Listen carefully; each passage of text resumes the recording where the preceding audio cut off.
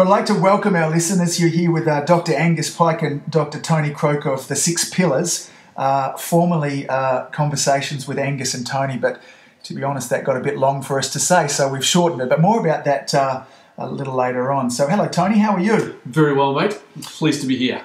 We have quickly put this together. There's some hysteria, to say the least, going on at the moment about an article that's in the the Australian newspaper, that's really calling once again for us to stop seeing kids, and particularly this is kind of aimed towards RMIT University and their paediatric department there. And there are some black and white issues through there that Tony and I really want to address and talk with you about. And see, what happens when we get into these situations, they very quickly move us away from a sense of certainty and power in our practice, in our profession as well. And it needn't be that at all. So, Tony, you want to lead the way with one of the first issues? Well, one of the things that's all through this article in the Australian is this issue of safety, and that somehow that chiropractors taking care of children is not safe. Yeah, and it couldn't be further from the truth.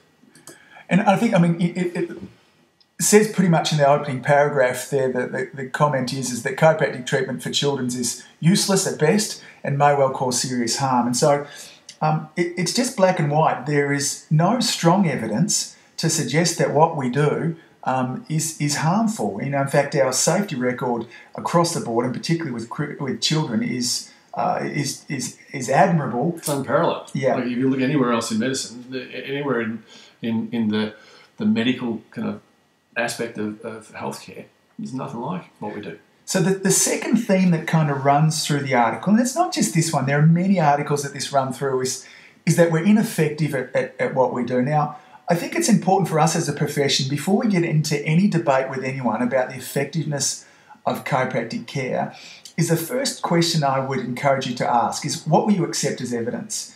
Because until we've established what the other person will accept as evidence, then you can't really have a fair debate or discussion about it. See, what happens with the chiropractic profession is that very often we're held to a standard that literally nowhere else in healthcare is held to. And it keeps on coming back to this randomised, double-blind, controlled trials, which have some places. There's a role for them. Look, they're great if you've got a single variable and you're going to see the impact of that single variable by changing some other variable. If you've just got the two things, that's cool.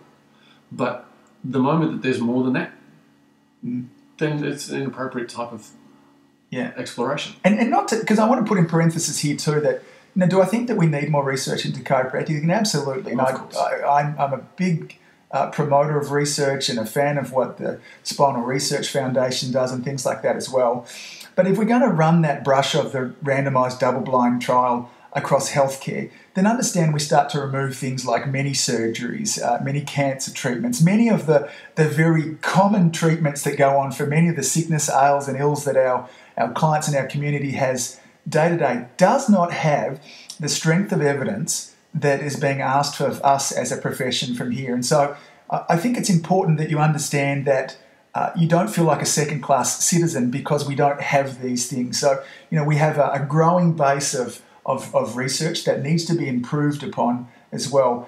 And we certainly are, if nothing else, we're incredibly safe at what we do as well. So there's another issue that is very subtly raises itself in this article as well, and comes through many other articles like this as well. So Tony, you want to address that one? And that's the issue that the only thing that we do as chiropractors is as they would say, manipulate the spine, as we would say, adjust the spine. That's all we bring to the table as health practitioners, is just this force into the spine that may or may not change nervous system and spinal function. And they go in the article to talk that one of the private practice websites talks about the person being able to treat a range of conditions, including allergies, asthma, growing pains, headaches, ADD, ADHD. And I think from that too, whilst there's not a research, two things inside this too. Chiropractic is not the treatment of anything. We have this beautiful vitalistic, holistic approach to the way that we look at the body, that we know that a healthy body is one that gets sick less often, to state the obvious from there as well. But we assume that even if we had somebody come into our practice that had digestive problems or ADHD and stuff like that too, one of the ways the ACC talks about a definition of chiropractic, and I'm simplifying here, being, we're experts in spinal hygiene and healthy living practices. So, those practitioners that I know that are dealing with kids, and particularly those with things like learning difficulties and stuff like that, they're talking with their parents about a range of lifestyle issues. How are the kids eating? Yeah. They got a diet full of preservatives and colourings and all those kind of things. And so they sit in front of a PlayStation all day, don't they? Yeah.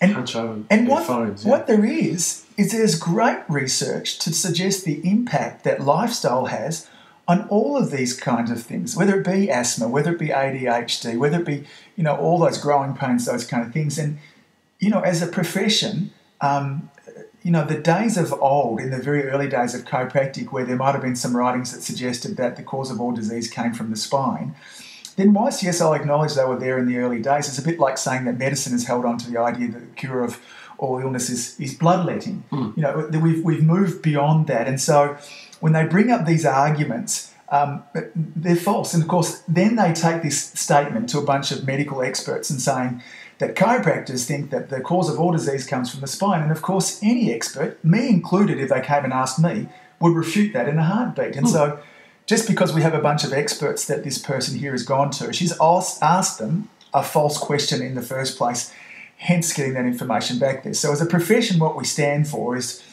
that, a healthy spine and nerve system is a part of raising a healthy child, along with, good nutrition, good movement, a healthy, loving environment.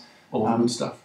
As well. So, Tony, my thoughts there. So I guess in summary, you guys are not unsafe, and it's important that you feel strong and proud of that as well. That before you have any debate about efficacy of your procedure, then you need to open up the discussion with what will you accept as evidence, and let's run that across all professions as well. And then finally, Tony, we can get caught up in the randomised controlled trial story and start to engage in a conversation or an argument based on other people's rules for us. And really what we need to stand firm in is that a vitalistic, multifactorial approach to healthcare doesn't work in a randomised controlled environment. It's not how it is.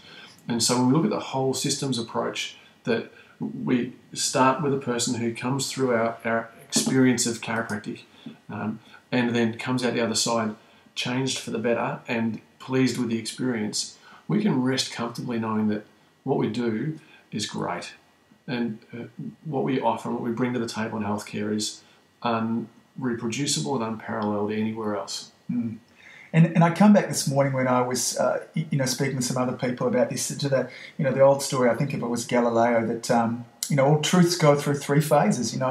They're ridiculed, and then they're violently opposed, and then finally they're accepted as self-evident from there as well. So as a profession, we need to continue to upskill. We can feel proud about what we have to offer to our communities as well, and understand that so much of this article is it's almost like two people speaking different languages, hence the confusion from there as well. So we'd love to hear your thoughts on it. So post down beneath here. Let us know what your thoughts are on this kind of thing as well. Let's get some really good, mature dialogue going with us as a profession here as well. So this has been Dr. Angus Pike and Dr. Tony Croak from 6 Pillars. Yeah, great, guys. We look forward to talking to you again really soon.